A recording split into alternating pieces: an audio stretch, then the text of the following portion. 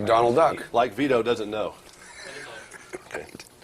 All right, God forbid this happens. I'm your cousin Jimmy, and me and you have to take a cross-the-country car tour together. And you have to meet Cousin Eddie? Yeah, go ahead. I'm just Cousin Jimmy, just regular old. Now, would I want to jump out of the car about St. Louis, or would you want to jump out of the car? I mean, are you easy to travel with? Or?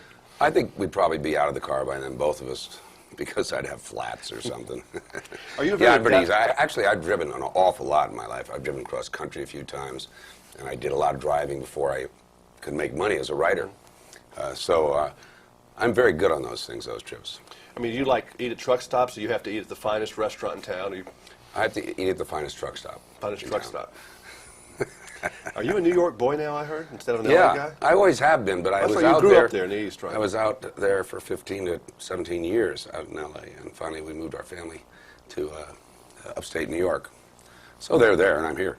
No, yes, I most certainly am a Northeastern seasons person. Had enough Pacific Palisades, enough of the fire, enough of the it's shootings? Not the fire, it's not that, it's the weather. It's always the same. There's no seasons. You don't know what's coming up. No sense of renewal. Hey, is it spring yet? What is it, Christmas?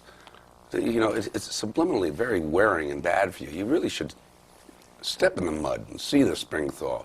I don't care about the fires and the endless mudslides and all that. Good hurricane a year is fine. How hard is it to get back into Clark's character? Is it just kind of like the first day? I snap in there so fast. I studied him so hard. I do this. I go, just as before the shooting begins in the day, at 5:30 in the morning, I'm thinking, how's Randy getting into character like he cares? You know, he puts on an old T-shirt. I go, and I'm Clark. You know, I got it. I don't know what De Niro does. All I know is it works for me. It must be really strange. You spent probably a year and a half, maybe 2 years of your whole life being Clark Griswold.